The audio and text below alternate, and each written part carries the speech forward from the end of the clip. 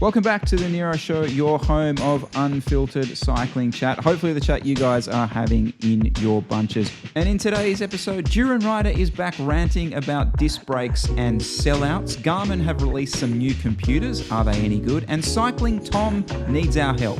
All right, let's get into it. So I want to do some YouTube chat with you today, Jesse. I want to talk a little bit about Durianrider. He released a video recently. It's kind of on brand for him, I would suggest. It's kind of, railing against disc brakes, new bikes, just the whole gambit, which again, I reckon is probably, that's on brand for him, all good. I found it a really compelling video. It was back to the old school Durianrider. He's been quiet for a little bit, if you've noticed, but this was the real old school. Just everyone's on roast. I rated it. It was nice to see him back in fine form. As I said, it was a really, it was a compelling video. I think for someone who would have been like, oh shit, yeah, you're right. Disc brakes do suck. I can't believe that. So what I want to do is I want to sort of go through his video a little bit and pick out the arguments that he brought up about them. And maybe we can talk a little bit about it. So they all look like shit, quote unquote. So just pure, they all look like shit. I would therefore say that he is comparing the aesthetic of a rim brake, mechanical. He harps on a lot about the Cannondale Super 6s, that echelon of bike compared to the modern, let's say the Lab 71. Much of a muchness for me on this one. I'm going to sit on the fence. No, I'm drinking the Kool-Aid. The modern disc aero bike, I want the more ridiculous stuff, the better. Like, we're going to get into stuff a bit later about the electronics, about Garmin, how we just haven't seen any updates. There'll always be a place in my heart for the traditional, beautiful-looking road bike. But you know what happened? Like, the other day, I was riding back, and you know what popped into my head? Geez, that new Bianchi goes all right. That stupid-looking Bianchi. I just don't even know where that popped into my head. I'm pretty sure I told everyone on this podcast that it looked like shit not that long ago, but I've kind of come around to it. These bikes that are coming out now, he says something like, are all just going to be chucked into fucking landfill because they're all junk, right?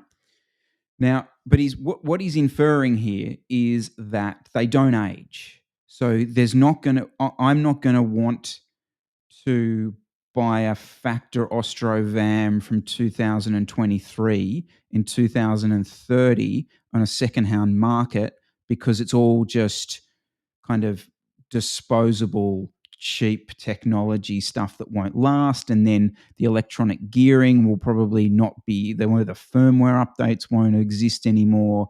I'm interested to see where you take this one because I pretty much quote you from a couple of weeks ago saying that the new bikes with all the integrated parts are and proprietary parts are pretty much you're using them for 2 or 3 years and then you kind of have to move on because it's so hard to find new parts for them. Or if you've got a frame, you when you buy a bike, it's not just a frame you buy and then you patch on bits. It's you're buying the whole package now. And it's something along those lines. And that's kind of what he's saying is like these new bikes are a package. And once you're done with them, people can't really salvage them for parts. It's kind of they're done with. And I have to agree. And this is, I think, almost why I brought this up in the first place, is like this one kind of just lingered with me for a couple of days when he said it because he got me thinking about it. And I agree. I don't think he's wrong. I've actually got an example of this right now. Can I give it? Yeah, do you? So the example I've got of this is I'm building up the giant TCR frame set and it has an overdrive steerer. It has a slightly wider steerer tube, which really limits how many what stems I can use because not most of them are only compatible with a 1 1/4 inch. Now that's just one example of the tech that changes. And then in 5 years' time, then I'm trying to rebuild the frame. I'm really limited to the stems I can use. Yeah. And that's gone on steroids now that, you can imagine almost every part now is some sort of proprietary thing. Yeah, what about when SRAM changed their battery? I mean, that's going to happen. I mean, it's going to change their battery mount. I mean, for me, this was a real worry. Led me to his next point, which he actually mentions a few times. It's really hard to fall in love with cycling because it's hard to fall in love with these bikes. Mm-hmm. And a lot of that comes from the fact that they have this kind of disposable feel to them. Maybe it's the technology that's in them and that kind of stuff.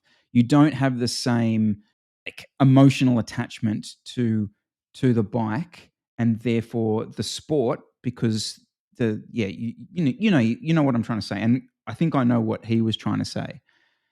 And I kind of have to. I mean, I'm a walking, talking example of that. I pretty much said that in my review of the Factor, where I said I really like this bike. It makes me go fast, but I don't have any attachment to it. You know, the time that is often sitting behind you in the studio, like, yeah, I do have an attachment to that. So I agree, but more from the sense that because the bikes these days are so hard to work on, they're not just carefree. You go out and ride, you don't worry about your equipment because it just works. Now, if you're someone that's sort of gotten into cycling, you're always running off to the bike shop. You get your bike serviced every 3 months. You never really think about it. That's fine. But the sort of the people that Durianrider is talking to as the people that do their own maintenance, probably someone like me. And if I had a 2023 bike, it would be hard to love because it would take so much work to keep the thing running if I was trying to do it myself. So I see it more from that through that lens, and I'd have to So agree. his other point on this falling in and out of love, which was one was just the physical, like the bike, right? That the bike's disposable, etc., etc. And I do have to hand him that one.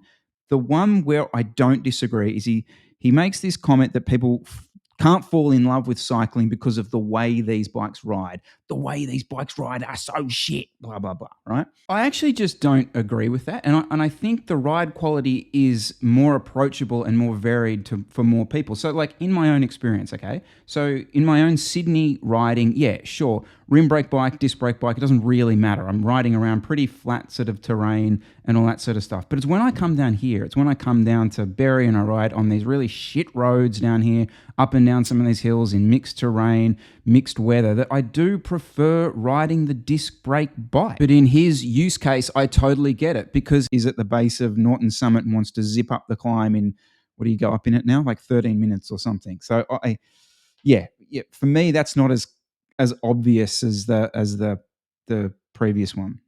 Mm-hmm. Yep, I agree. And as well, like if you live in Florida and you're on a aero bike with 80mm wheels and you never have to ride up a climb, you're gonna love that thing flying along at 45k an hour. You don't care if you want to focus as Alco that weighs 5.5 kilos. So individual dependent. I agree there.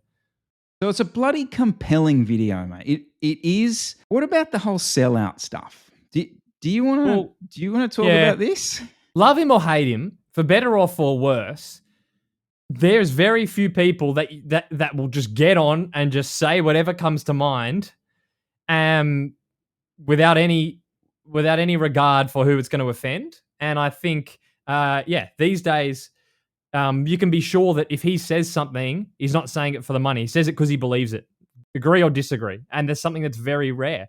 I think you're kind of starting to see now a few other people like that. There's sort of this, I would put them in the sort of the Durianrider bucket. Unfortunately for Harley, there's people coming along that are a bit more researched and probably doing it better than he is. I don't think he will take offense at me saying that. But, guys like Peak Talk who are coming out and have, in some regards, similar opinions on things, but are saying it with a really well-explained background. Guys like Hambini as well. So it's just interesting to see that sort of just the sort of telling it how it is crowd on YouTube, and cycling YouTube is growing, and essentially doing it better than Harley has, just because it's more research. But yeah, you gotta give it to him. The old school, just off the cuff videos are always entertaining. Interesting you mentioned that. Everyone's on roast. We weren't on roast. I was particularly disappointed by that. He called all these people out for being sellouts. Mate, I am actively trying to sell out. I am announcing to the world I want to sell out, and he didn't call me out. So throw some hate my way, mate. Seriously, I'm super disappointed about it. The only thing I will say is it is so easy to sell out. So, for example, I got a message from a sports nutrition company recently. Very nice. I was very pleased. They said, "Hey, we got a product. We'd love for you to test it and interested in your thoughts," which was, fantastic. But I kind of looked at the message and I'm like, well, if I send you my PO box and you send me your nutrition products, even if I don't want to be, I'm going to be biased. It's going to be hard to say anything too critical after a company's been really nice and sent you stuff for free.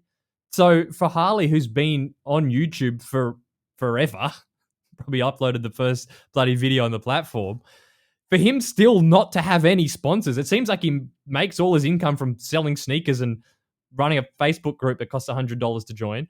Like, he has no, like, he's done very well not to sell out. So I think he kind of has the pleasure to sit back and call people out for it, because he's somehow managed not to be influenced by anything, for better or for worse. So yeah, I think he can be on his high horse in that regard. Let's have the sellout chat at another point. The only thing I want to do is sum up with, which is, I think the main point that I actually do really agree with him on about this whole thing is that the forced move away from essentially rim brakes is what really is actually like corporate collusion at the absolute worst. Like, it actually does disgust me. It really does, to have just forced an entire buying public to do something they don't really want to do, or not everyone wants to do, and give us no alternative is genuinely disgusting. Like, I do agree with that. Yep. So, and I'm one of those people, so I'd agree. Yep. So, guys, let us know down below your thoughts on your thoughts on disc brakes versus rim brakes. No, please no. God, no. Anyway, lots of subjects in that chat. Let us know.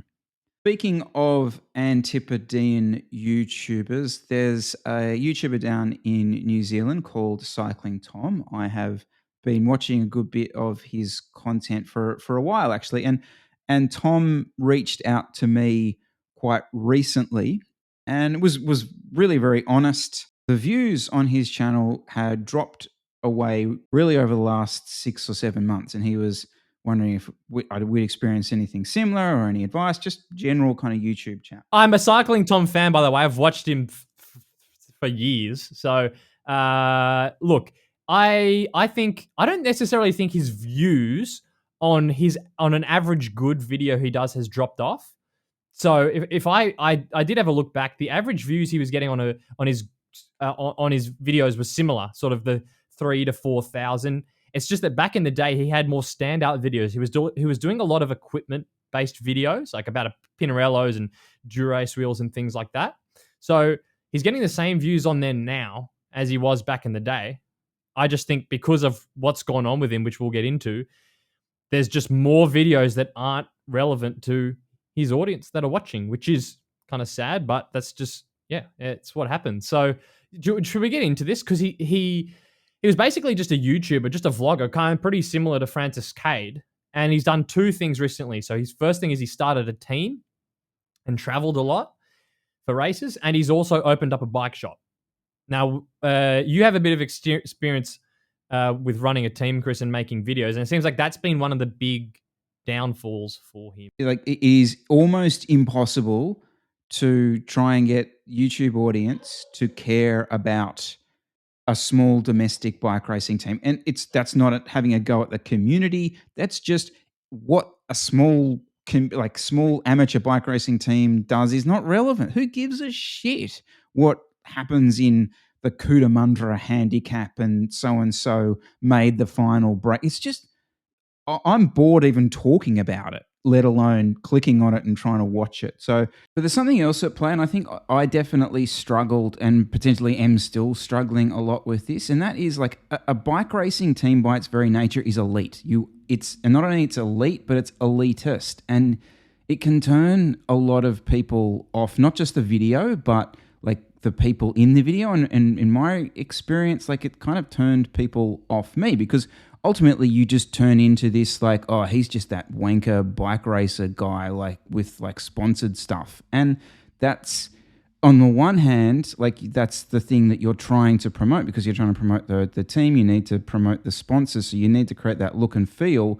but at the same time, you're probably turning off the YouTube audience who think you're just this bike wanker. So it's a really, really difficult balance, and one that I definitely feel I failed at. So he was also doing a lot of travel related stuff recently. Yeah, And the okay. problem with that, so I've fallen into this trap with my own channel when I was in Europe last year, is that you start making videos that kind of follow on from the previous one. And that never works on YouTube, because if you go into your YouTube analytics, most of the views on any given video will be either from the home page or the suggested recommended feed. Doesn't really matter how many subs you have. It's pretty much most of the views are coming from people just seeing the video, getting forced to them and watching them. So the videos have to kind of stand on their own 2 feet. And anytime you start doing team related stuff, travel related stuff, it's just not going to work in the homepage. So YouTube stops recommending them. So I think that's what happened to him in the last kind of year, was a lot of that sort of follow-up stuff. And I got a couple other things to add here. Now, I don't know, I'm not a successful YouTuber in my own right, so this is very much the peanut gallery given thoughts, but I'll go for it anyway. So I do think he does such a variety of videos on his channel, so it makes it really difficult to get stable views. So there are probably only 2 people I know on YouTube, cycling YouTube, that make that work. One being Francis Cade. He just makes videos on anything. And Cam Nichols as well seems to make videos on a lot of different stuff, and they'll do all right. For everyone else, they're just working in their niche. Now, most of CyclingTom's top videos are equipment stuff, and he owns a bike shop. So I would just double down on that. Get rid of the vlogs. If you want to do team stuff just to promote the team, that's sort of fine, but not doing it for views. And just pump out equipment related stuff. I mean, the last video he uploaded was on Windspace wheels, and it's already cleared 5,000 views in the first 24 hours. So there is still an appetite for his videos. It's just got to be the ones that people are clicking on, and people like equipment stuff. You got a shop. You got a shop full of stuff. I mean, there's 100 videos there that he could make easy. Yeah. And I think he probably just needs, as boring as it is, for him, he might like making a variety of videos. People want what they want, and it seems like they want equipment stuff. I feel it's interesting that you mentioned Francis being able to make that continuous content work. I think that's definitely, I'd love to get Francis on and talk to him about that, because you're right. He has made the leap to be able to get to reference things that happened in previous episodes. And even when he's doing those travel ones, like when he did the ride across America, you're able to.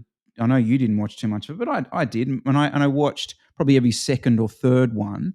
But I still kind of felt like I knew the storyline. So there's obviously some tricks, and he's quite skilled in that. And I think that's a specific skill that maybe like CyclingTom and I certainly didn't have. It's a skill, but also those like American Race Across America videos, they only have like 30 or 40,000 views, which is not that much for Francis Cade. So like if CyclingTom's doing the same thing, even if it works just as well, he's probably only getting 3,000 or 4,000 views for those, which is not going to be happy with. So yeah, even doing it well, which Francis does, they still don't get good views. It will be really interesting to see, because the Tour de Tietema guys, who I think are Dutch-based YouTubers, like massive, massive channel, like multiple hundreds of subscribers, they've just started their own team, Conti level, and they're doing the same sort of thing. Like they're trying to follow the team with the channel.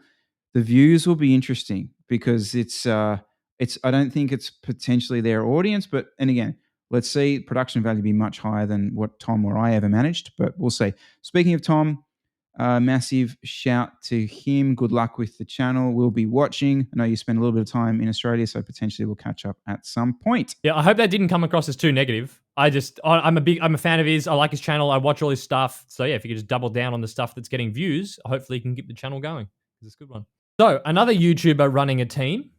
This has popped up recently on my newsfeed. So this was an article in the British Continental, follows the domestic racing scene in the UK. Charlie, Carbs and Cycling. I think some of you probably recognize that channel. He has started a team. One of the great team names as well, SN Vitae Bim Bam Coaching Racing Team. So rolls off the tongue. Funny name. Beautiful. But this one struck me because it's just exactly how a team should be run when it starts up. So it's not a continental team. They're just basically a club team in the UK, but he's gone out and he's got them UCI race starts, and they're running as a team. They're going to do a whole season doing UCI races. And in a scene where there's been so much complaints about the British racing scene sucks and all the racing's cancelled and all the teams are folding, he's a guy that's just starting up a team, running it well, and just the way the quotes he had in this article were really fantastic. And I want to read some of them out. So they've already done a few UCI races, a couple of 2.2s and a 1.2 in Greece. And so they'll be continuing that on in 2023, racing Poland, Hungary, and Uzbekistan. And here's a quote from him. The team has a very minimal budget, which only really covers a small amount of kit. Most of our riders have part-time jobs or at university, so pay their own way for races abroad. We're going for a minimalist setup where riders can have their own personal sponsors as long as they don't clash with the team's main backers. And then they asked him about, well, are you going to go continental? Because you know what, there's quite a few teams that start up and they're promising the world. They're going world tour. They're going pro Conti. They're doing this, that, and the other. And he's just come in and said, we're not going Conti. The money saved by not going Conti helps reduce the financial burden on our foreign trips. And there's plenty of hard 1.2s and 2.2s, which will be good for our team. And our goal is just increasing our budget to allow for more foreign race days and hopefully start a women's team. I mean, is that not It just sounds disgustingly sustainable. I am disgusted. I mean, there's a lot there. There is a lot there. I mean, it's so tempting when you get like a journalist that runs a website to tell us about your team. It's really tempting to just, well, we're looking to do this pie in the sky thing we'll probably never get to do. But he's just come out and basically said it. Riders pay for most of the stuff. We give them a bit of kit. We're just about developing talent and getting the most amount of race days as possible.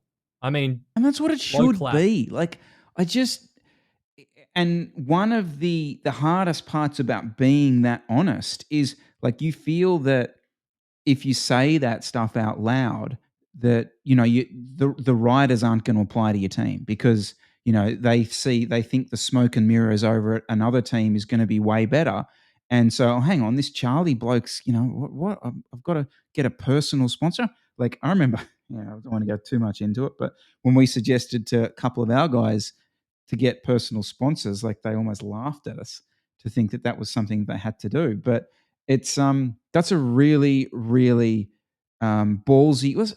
It shouldn't be, but it is a bit of a ballsy way to just be that honest, and I massively rate that. Yep, love it. So in the gloom and doom that appears to be cycling in the UK, you've got a guy here, YouTuber, runs a channel and starts up his own team, and he really does seem like he has low ego for the whole thing, and he's just looking to get talent development for those riders. So yeah, big shout out to that one. I think it's going to be a successful team if he keeps running it like that. Can I be annoyingly positive as well? I realize this is not on brand for us and this show. We shouldn't be talking positively about things because we're elitist, negative cyclists. But another UK team we have a little bit to do with, St. Piran. Now, they've had some ups and downs in the past. I'm not sure. Are they still Conti? I think. Couldn't tell you. I don't think actually know the answer. Anyway, they have started a thing where you adopt a rider.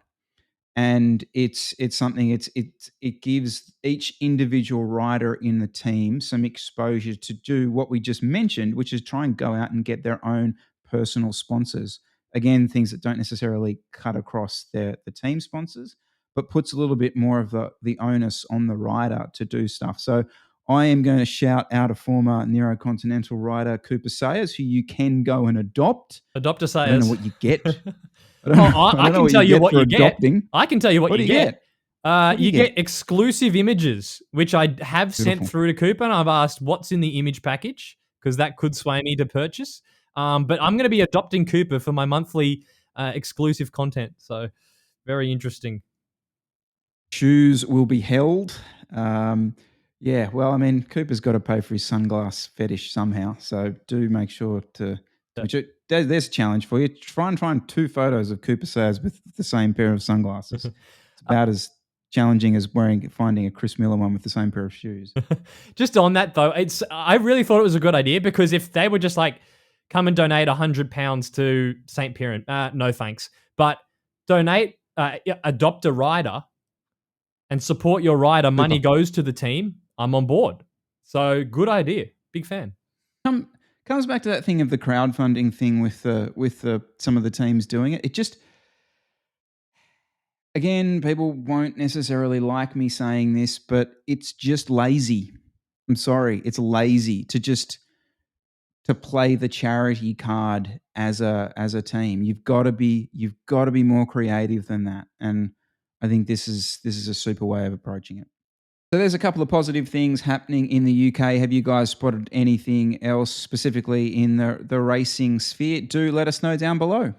So Garmin have released a couple of new bike computers. 4 years in the making, Jesse Coyle. Yep. 4 years in the making. The Garmin 840 and the Garmin 540 with a solar edition on Nice. both. Like it. 4 years. Just want to say that again. So what we have added is the little solar panel. We have also added the new UI, the UI that was on the 1040, which I am currently showing the camera, which I am a fan of. So I do want to point out I am a fan of this device, big screen, etc., etc. I'm going to put the specs up of this, and obviously, if you are interested in more depth about them, go check out Shane Miller or DC Rainmakers channels, because they do, as we know, the best tech cycling reviews. But I do just want to get a little bit off my chest on this one, because 4 years in the making has given us basically a slightly different software, and it's only slightly different. It's not some revamped like UI. It's just a slight improvement. The solar panels, and really not much else. And when I say not much else, the screen is exactly the same. Is it? Not only is it the same, yep, it's not this. It's the same dimensions. It's even the same resolution. Oh dear. Not only that, but the bezels got bigger.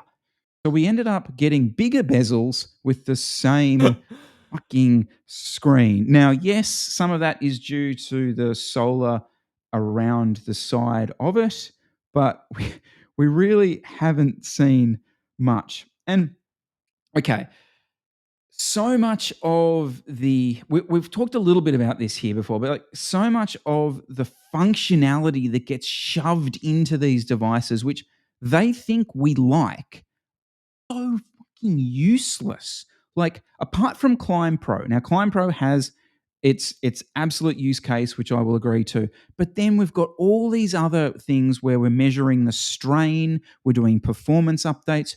There's this bizarre thing that you could potentially take to a race, and it will give you a race pace. What the hell? Like, what are you going to do? Take it to the Snowy Classic 5 hours, and it's going to show you your target power for every minute of the race, and you're just going to sit to that the whole time?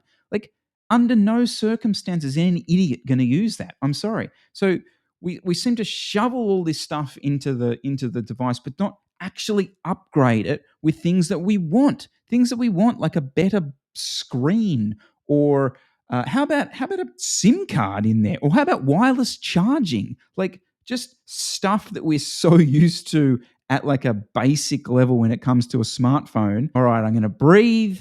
Jesse Coyle, Have a breath. your thoughts. Take a breath. Calm down. I'm going to get more fired up. The stagnation in tech, specifically the electronic side, is crazy. Because in the equipment side of cycling, we've seen a lot of updates in the last few years.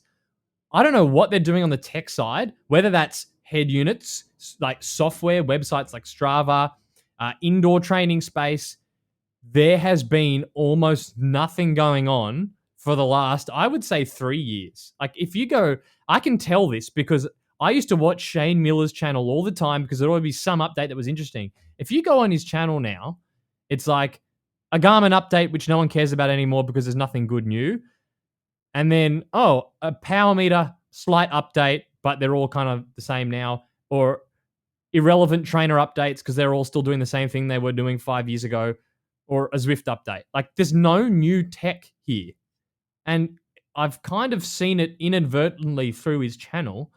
And it's unbelievable. Like, how is the electronic side of the cycling tech so stagnant? Sorry, I'm just doing something that I should have done before I started talking about this.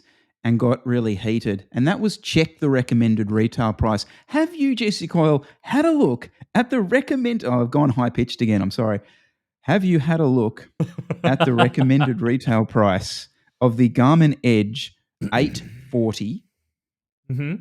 Don't have. I haven't. Okay, what would I guess. pay? Okay, what would I pay for? This is going to maybe show how Dutch man. What would I pay for a head unit? I An use it every 840. ride. It's about half the size of that. The screen's half about the half size, the size. but I use it every My ride, 1040. and it still looks like it did 10 years ago.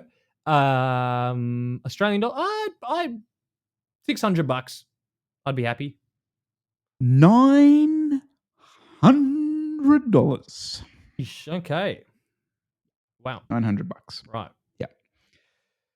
So there we go. That's where we're at. But no, you're dead right. I mean, I'd be happy to pay $900 for a piece of tech if it actually did anything, if it looked better and did anything significantly better. But it doesn't, as we've said. So I will say I do really rate the Climb Pro thing. I will say that's actually quite a useful feature and something that, okay, it seems to have, again, taken far too long to get to this point. But like for me, like when we did the Snowy Classic and you removed me from your wheel, but I could still see you. And we're in that mist, right? Like full mist. You could only see like a couple hundred meters in front. And I was literally riding to what the next 100 meters of gradient was going to be. I could see every move in that gradient coming. And when the next sort of down pitches were coming, so to try and push towards that. So that did feel like, it felt like it had progressed from previous years that I'd done that event. Like that we'd actually moved forward a little bit. Yeah, fair enough. All right then. But ultimately, yeah, I don't think we're getting anywhere with tech. So let us know down below, guys. Is there something that you're seeing that maybe will change our minds, or just be grumpy in the comments like the two of us? Right, so we're going to call this segment Unresearched, Completely Subjective Equipment Knowledge. Yep. All right. Let's go. So, Jesse, can you bring some completely unresearched, subjective equipment knowledge to the table for us? All right. First one I'm going to say is truth. Smaller frames benefit more from aerodynamic tweaks. I'll send you the photo. Rob Redpath put up a photo of his Bianchi XR4, and it must be like a size 48. And because of the aero shapes on such a small frame, the frame is almost half filled in. It looks like a triathlon bike. But if you have a size 60 with an aero frame, it barely does anything because the frame size is so big. So what I'm saying is the small frame, if you're a smaller rider on a smaller frame, you're going to get more of a benefit from the aerodynamics because it almost fills the frame in. Whereas a larger rider, you got that big freaking triangle. Who cares what the shape is? I'm putting it out there. Someone will know in the comments. But wouldn't you benefit more because if Rob was on standard tubing and Jesse Coyle's on standard tubing, aren't you going to benefit more because you're decreasing the size of the gap? This is official researched Yep. Go. Yeah, I like where it's going. Technology. Yeah. Yep. So, you're decreasing the size of the gap in the triangle by the thicker tubing of the aero tubes. So therefore you are getting more benefit than Rob is because his is getting this is kind of not as a raw measurement, yes, because if the frame gets deeper on a larger tube, it's instead of like a 3 like let's say an 8 centimeter head tube width wise on the bigger frame it might be 10 centimeters. So as a raw number it's bigger, but as a percentage, just visually when you look at those small frames, it's a larger, I think it's a larger percentage of the frame, because I just looked at that photo, I'm like, that frame is almost fully filled in.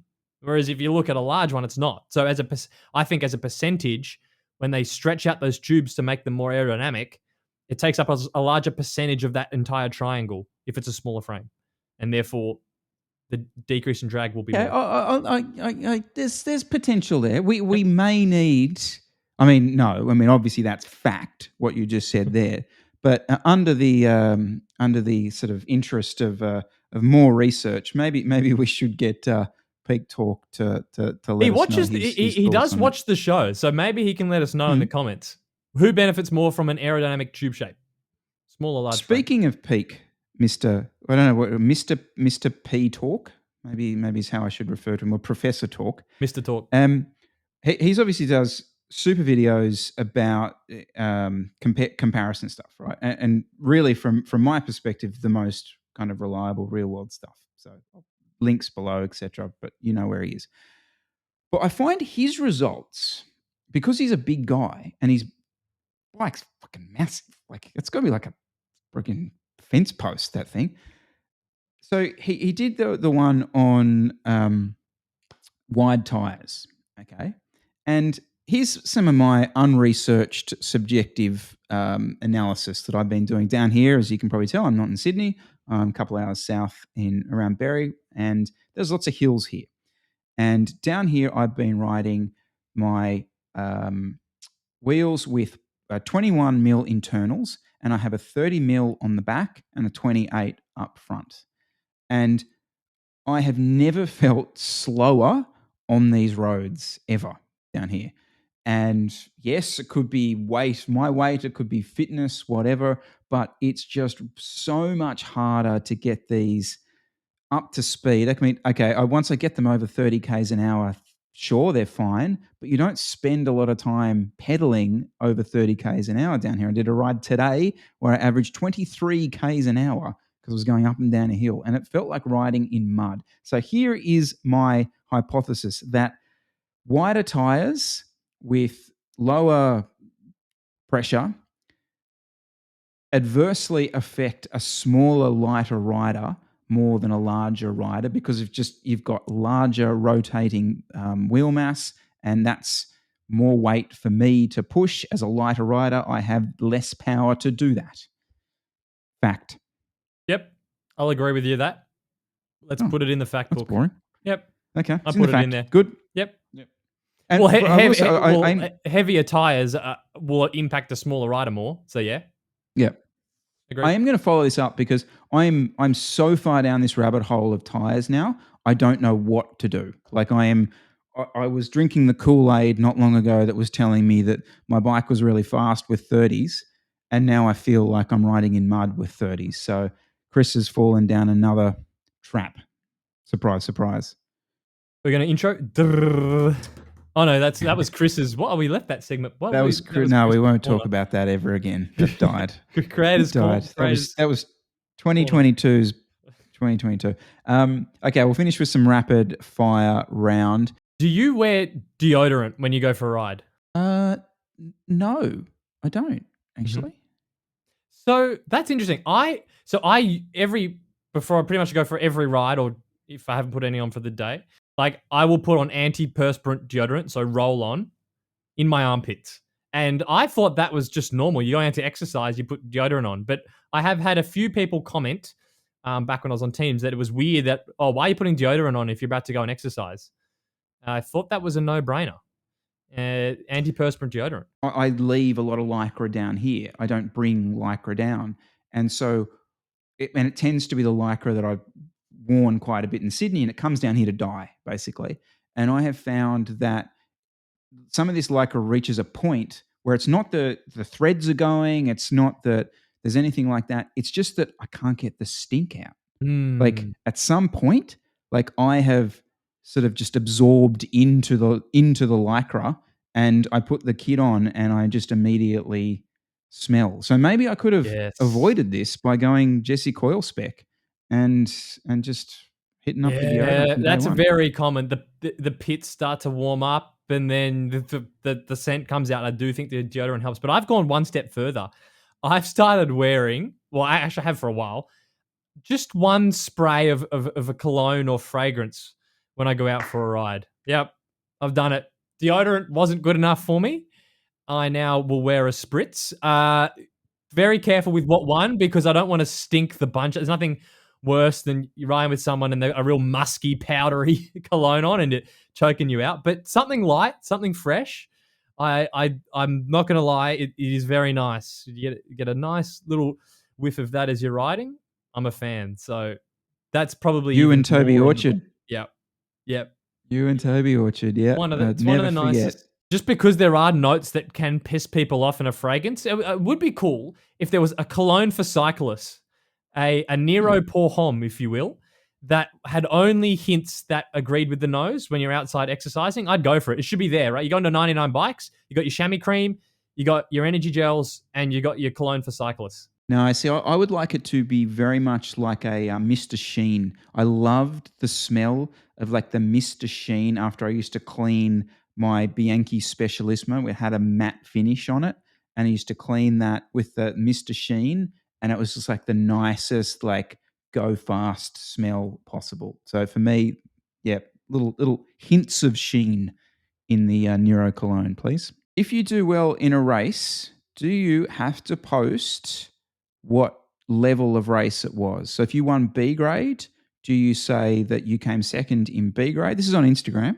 Mm-hmm. Or do you just say you came second? Or if you do say you have to, it is B grade, where in the comment? I'm very much in two minds. So the first thing came to mind is like, yes, podium.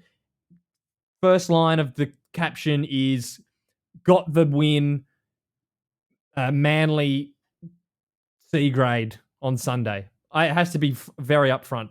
I thought that.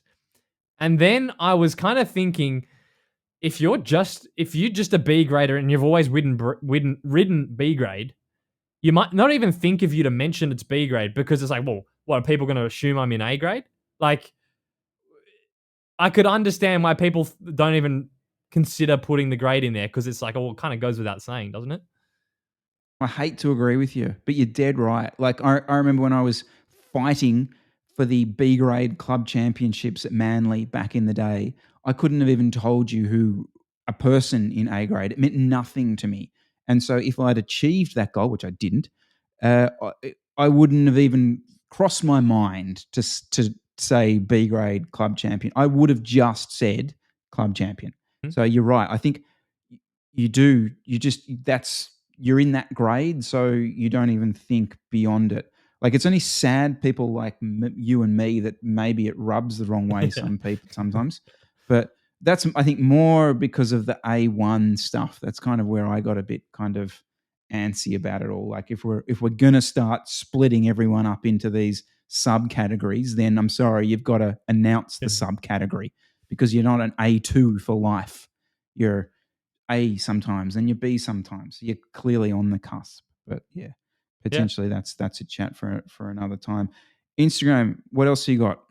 Well, these fucking cringy as fuck Instagram training reels where it's like some dude out in the rain. It's like, I'm on my bike. It's like throwback to the Lance, but it's just like nobody's making them.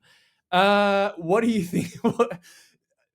Is this inspiring? Is this getting you on the bike? What's to go with this stuff? Where am I today? I'm out getting faster. It's just all the, it's like the cringiest Rocky Balboa like quote stuff. Okay. My I head don't know is what at you're gonna say at about work. it. My heart's on the bike. Actually, I totally know what you're going to say about this. I do, but Ugh. I hate them. I actually really hate them. And I've posted a couple and I did the full, like, yeah, whatever. Like, and I just immediately regret doing it. It just, You know what though? Like, as annoying as it is for you, here it comes.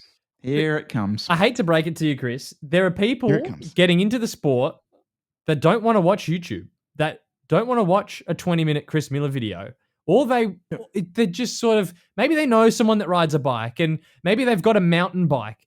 And then Instagram starts shoving this stuff in their feed and they're looking at it. And as fucking cringe as it is when you're actually a cyclist, that it pulls people in. I knew you were going to play this card. Yeah, I knew you were going to play this card on me. Especially young people. And I'm going to say it again. It's the fitness industry all over again. That's how they get people in. It's just this really easy to watch stuff. It's like a brainwashing, and they watch it, and it's another cycling training meme. You're and such a on sellout, Coyle. You've played the You've played the young cyclists card, and you've also played the motivate people to go out and ride card. Yep. I hate you for that, and you're probably right. I think I am right. I think you're just an out-of-date boomer. People love this stuff. I get the fitness industry version on my Instagram feed, and it's entertaining. So for people that aren't going to watch a 40-minute Hambini video, just seeing that stuff works. And so I'm all for it. Even as though I watch, I'm just like, oh, it's like for some people, they like it.